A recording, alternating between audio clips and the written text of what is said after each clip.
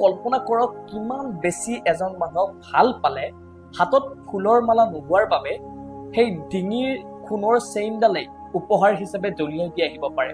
কিমান বেছি ভাল পাব লাগিব। সোণাপুৰৰ সমাধিস্থলত এতিয়া জাগাৰ অভাৱ হৈ গৈছে, ইমান উপহাৰ দি গৈছে। সেই উপহাৰত কি নাই? সোণৰ চেইনৰ পৰা আৰম্ভ কৰি চাধাৰ টেমাটোলৈকে, আনকি সৰু সৰু পাথৰত মানুহে জয় জুবিন দা মায়াবিনী লিখিও উপহাৰ দি গৈছে। কিমান বেছি মৰম, নিৰ্ভেজাল মৰম, ভাল পোৱা।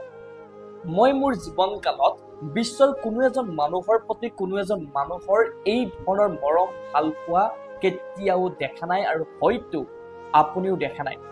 আপুনি দেখিছে নেকি? জনাওক।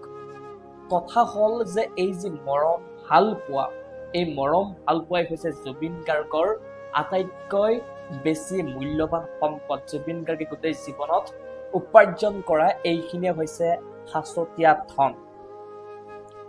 জুবিন গাৰ্গক বিশ্বাসঘাতক কৰি, জুবিন গাৰ্গক প্ৰবঞ্চনা কৰি, জুবিন গাৰ্গৰ আশে পাশে থকা মানুহে জুবিন গাৰ্গৰ পৰা ধন ঠিকেই সৰকালে, পিছে জুবিন গাৰ্গৰ আচল সম্পদ আছিল এইখিনি, যি মৰম ভাল পোৱা আজি সমগ্ৰ বিশ্বজুৰি দেখিবলৈ পোৱা গৈছে। জুবিন গাৰ্গক আপুনি কেনেকৈ নকব ভগৱানৰ অৱতাৰ বুলি?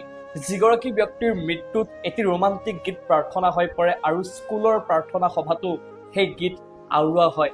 যিগৰাকী ব্যক্তিৰ মৃত্যুত সমাধি ক্ষেত্ৰত 25 দিনলৈকে কেৱল মানুহ আৰু মানুহ ভৰি থাকে, মানুহৰ ভিৰ দিনে নিশাই, সেইগৰাকী মানুহক ভগৱানৰ অৱতাৰ বুলি কিদৰে নকব?